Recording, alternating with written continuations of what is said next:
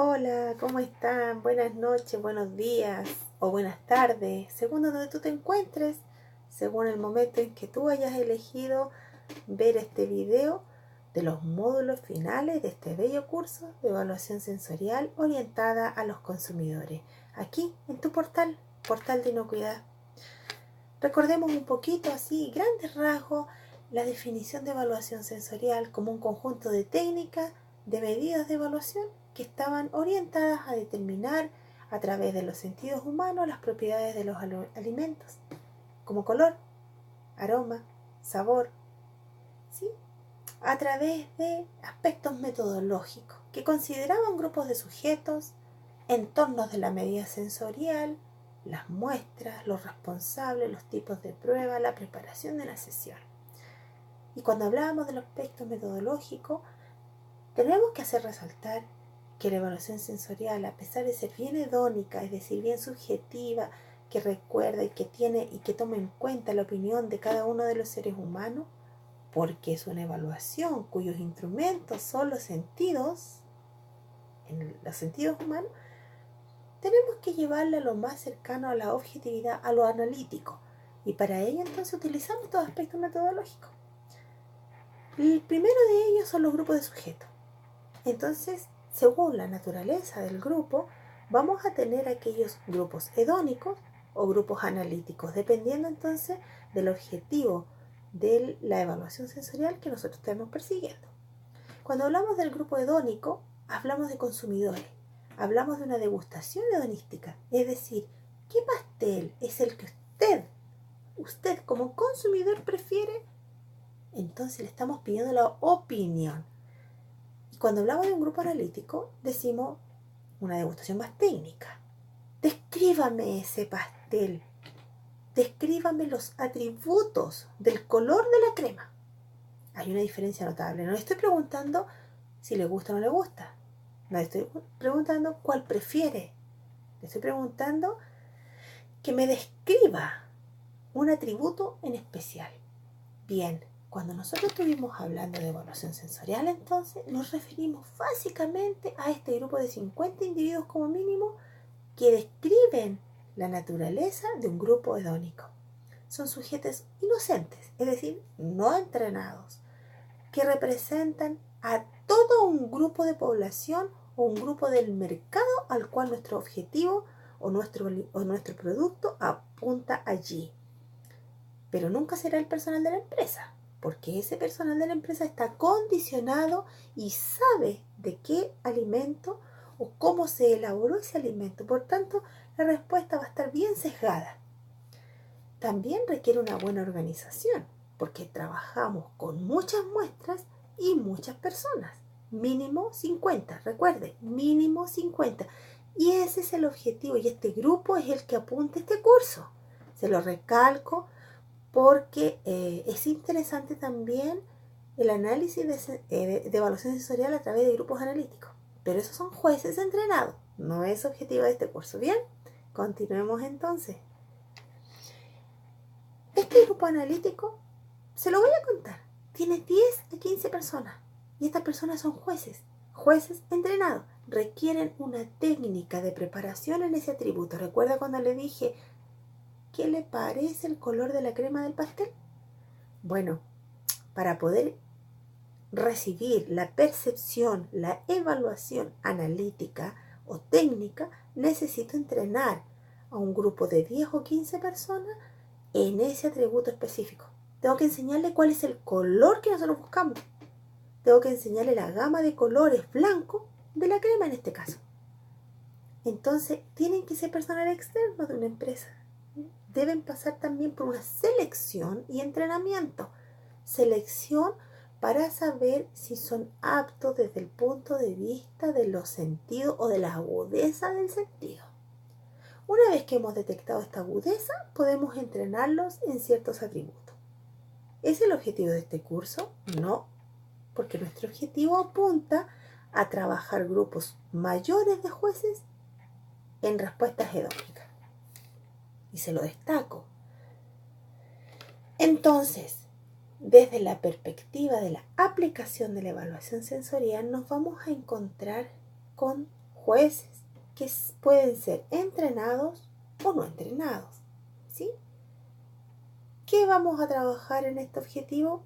Los jueces no entrenados, para cuando se necesita conocer la opinión del consumidor, cuando yo necesito saber el agrado o el desagrado que le provoca un determinado alimento, o si prefiere o no prefiere una determinada muestra frente a otra, simple preferencia. ¿Se fija? Entonces es un criterio subjetivo que tiene importancia en la variación dependiendo de las regiones, de las culturas, de las edades. Estas pruebas hedónicas tienen relación también con las prioridades del consumidor, con las necesidades satisfechas que le genera este alimento y los recuerdos asociados. Se trabaja con números grandes de personas y generalmente los supermercados tienen esta tendencia de trabajar con criterios más subjetivos. No se les pide mayor información, recuerde eso, ¿sí?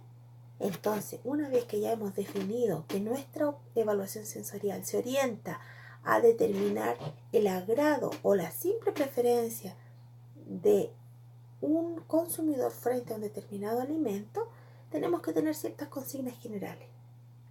Consignas que nos apuntan a disminuir los errores que se pueden producir por esta tremenda subjetividad con la que vamos a trabajar. No fumar, por ejemplo. El cigarro y el humo del cigarro, específicamente la nicotina, bloquea los sentidos de la lengua, las papilas gustativas de distintos sabores, me las bloquea. Además que esta nicotina se va a disolver como sustancias químicas en la saliva y por tanto va a actuar como un inhibidor de los sentidos. Tampoco es necesario consumir café ni ningún tipo de alimento justo antes de la cata. ¿Por qué? En preguntas anteriores nos hacían esta interesante pregunta: ¿por qué no puedo consumir café? Recordemos que existen algunos alimentos que son inhibidores de los sentidos, de los sabores y de los olores. El café es uno de ellos. ¿Cuáles eran los otros? La manzana, ¿se acuerda? El agua, las galletas neutras de soda o galletas de agua. Bueno, el café es uno de los inhibidores de los sentidos, del aroma, del sabor y de los olores. Entonces, no podemos tomar café. Tenemos que evitar también el empleo de sustancias que sean demasiado aromáticas, desodorantes ambientales, perfumes personales, olores intensos, por ejemplo, en algún determinado alimento que quede adherido en nuestra nariz. No utilizar carmín. También especificar cuando estoy embarazada, porque las hormonas durante el embarazo potencian y agudizan ciertos sentidos. Les voy a contar que en mi caso personal, mi nariz es deficiente para la detección de olores de manera normal y habitual. Sin embargo, cuando estuve embarazada, logré percibir aromas tan simples y tan corrientes como el orégano. Y yo no lo conocía porque mi nariz no tiene la sensibilidad para percibir esos aromas. Bueno, aquí hay un problema fisiológico, etcétera, que altera específicamente cuando hay inflamación en los cornetes, por ejemplo. Bueno, cuando estuve embarazada pude percibir porque se agudizaron los olores, los aromas se intensifican. Entonces una persona embarazada puede que en ciertas pruebas sensoriales no me permita ejercer bien la subjetividad de la prueba. Hay otras consignas que tienen más relación con la responsabilidad y el compromiso que yo tengo que tener con respecto a mi prueba, ¿sí? Usted no se olvide que es un consumidor y por tanto este consumidor hay que ganárselo, hay que tratar de que este consumidor sea responsable y comprometido con la evaluación sensorial. Otros aspectos a considerar dentro de estos aspectos metodológicos tienen relación con el local de prueba. ¿Se acuerda que estuvimos viendo cómo se generaba o cómo se puede planificar un lugar más estable aceptable para poder evaluar? Pues bien, considere la temperatura, la humedad, el revestimiento, los colores, los olores, los ruidos ambientales. Considere también materiales de preparación. Debe tener armario, nevera o refrigerador, según como se diga en su país. Cubiertos, balanzas, papeles, carros para transportar las muestras, vasos, termos, jarros hervidores, etc. Una serie de implementos que no deben faltar al momento de la evaluación y que deben ser cuidadosamente seleccionados al momento de evaluar, seleccionados y preparados con anticipación. Aquí tenemos un ejemplo de unas cabinas, hermosas cabinas, todas blancas. Los pisos, si bien es cierto, son cómodos para recibir el peso de cada persona, el peso individual, también es cierto que no son suficientemente cómodos para permitir una relajación, y eso es importante. Considere que las salas de cata no son salas donde uno va a generar una pérdida de tiempo o un momento de esparcimiento, de relajación. Uno va a elaborar una prueba. Y si nos fijamos bien, aquí en estas salas de cata existe una llave, un mesón, una repisa donde poner los lápices, los vasos de agua en caso de neutralizar las muestras y un escupidero para poder permitir el enjuague de la boca entre las muestras. Hay un responsable principal, hay un animador y hay un personal de servicio. Las evaluaciones sensoriales no se pueden realizar por una sola persona, porque primero le tengo que dar las indicaciones a este grupo de 50 personas. Luego explicar con claridad y tratar de dinamizar las sesiones. No puedo hacerlas monótonas. Son por lo menos 15 minutos por cada grupo de personas. Entonces necesitamos repartirnos las funciones, necesitamos organizar y mantener, ojalá con un día de anticipación, todo el material en perfecto orden. Las muestras son relevantes, tienen que estar bien determinadas, bien definidas y para prepararlas basadas en la norma. Este es un ejemplo, la FIL ID 99C del año 1997, que podría estar más actualizada sin duda, y que son normas que nos ayudan a preparar las muestras, tanto en la codificación como en el orden de las presentaciones. Si bien es cierto, nosotros podemos obtener números aleatorios, recuerde que una evaluación sensorial desde esta característica más hedónica, más subjetiva, la tengo que tratar de generar o de realizar de la manera más objetiva posible. ¿Y de qué manera la objetivizo? Manejando la mayor cantidad de factores a través de norma, a través de estadística, a través de objetivizar lo que es subjetivo. Aquí le voy a presentar los métodos de evaluación, o sea, las distintos tipos de pruebas. Cuando nosotros hablamos de pruebas hedónicas, estamos hablando de aceptación, de preferencia y las respuestas escalares. Las de aceptación, una muestra simple. Las de preferencia tenemos ordenamiento o muestras pareadas, por ejemplo. Y las escalares tenemos escalas hedónicas y escalas de actitud. Cuando estamos hablando de una ficha de prueba de aceptación o una muestra simple, tenemos aquí algún ejemplo. Mira, se pone siempre la fecha, el nombre y el apellido de la persona, pero eso es optativo. No nos interesa ni el nombre ni nos interesa el apellido. Lo que sí interesa es la edad y el sexo, porque hay algunas respuestas que están asociadas al grupo de edad, al grupo etario, y también a respuestas de acuerdo al sexo. Hay respuestas que tienen una tendencia más femenina y hay otras que tienen una tendencia más masculina. Y se da una breve explicación de la prueba que vamos a realizar. Usted ha recibido una muestra de jugo de piña. Pruébela e indique con una cruz si le gusta sí o no. Así de simple. Acuérdense que es hedónica, ¿sí? le pongo observaciones, porque generalmente la gente puede decir, estaba rico, me gustó, pero no suelo tomar este tipo de jugo. Siempre, recuerde, aquí no lo puse, pero siempre al término de la ficha de evaluación, usted debe escribir la palabra gracias por su tiempo, o gracias por su colaboración, o simplemente muchas gracias. Porque es una manera de retribuir al consumidor el tiempo que nos está dando y nos está prestando para nuestro trabajo. Entonces, siempre una ficha clara, que tenga identificación clara, que tenga las instrucciones de la manera más simple, pero claras también. La prueba, sí o no, de acuerdo a lo que nosotros estemos buscando. En este caso, nosotros preguntamos si le gusta.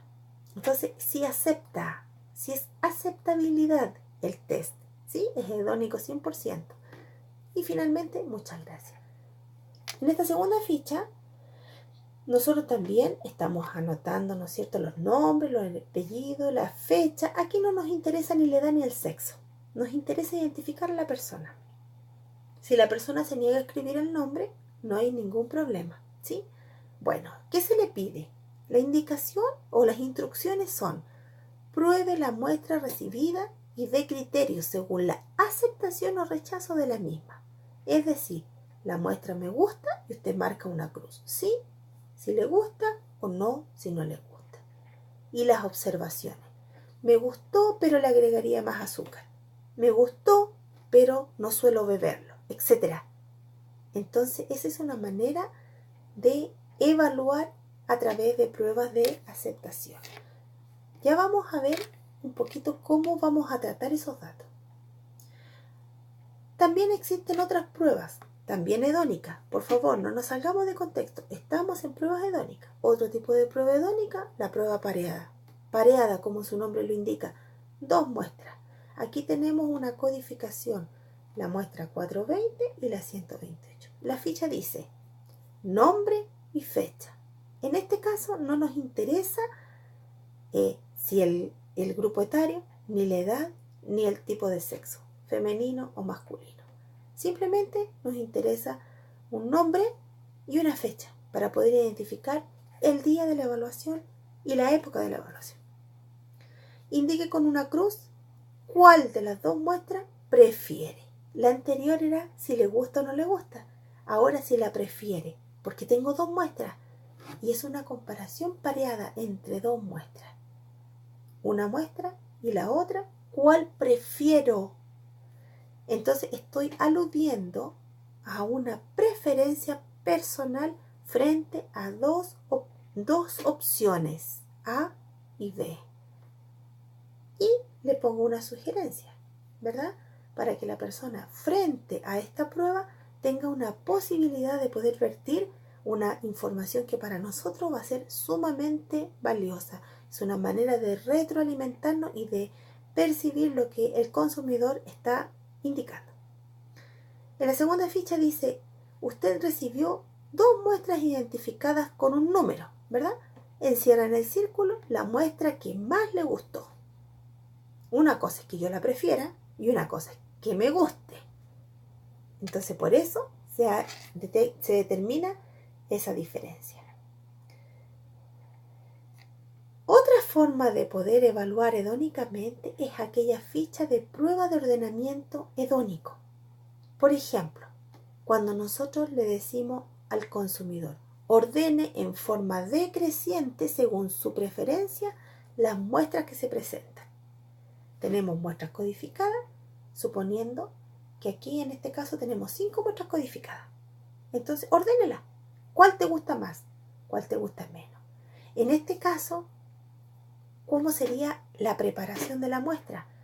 Tendríamos que poner las 5 muestras, tendríamos que poner un vaso de agua que neutralice el sabor, el olor, en el caso de que fuera, o cuál me gusta más por el aroma, entonces tendría que poner café, por ejemplo, para neutralizar, y solicitar a las personas que de mayor agrado a menor agrado sean ordenadas esas fichas.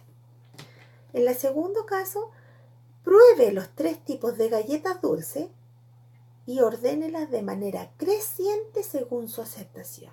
Es decir, de la que menos me gusta a la que más me gusta.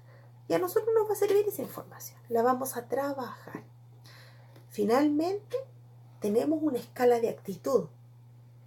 Fíjate que en esta escala de actitud nosotros pedimos probar la muestra e indicar en la escala con una cruz en qué circunstancia usted comería un determinado alimento.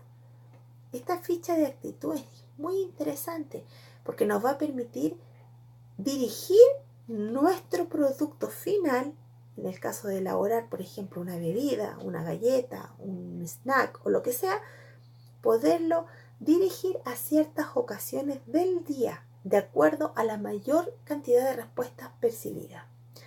Me lo comería siempre, frecuentemente, en ocasiones, etc. Entonces yo puedo marcar con una sola cruz el momento en que yo podría comer ese determinado alimento. Y ahora vamos a ir a revisar, además de los éxitos que les voy a entregar, vamos a revisar un ejemplo. ¿Me acompaña?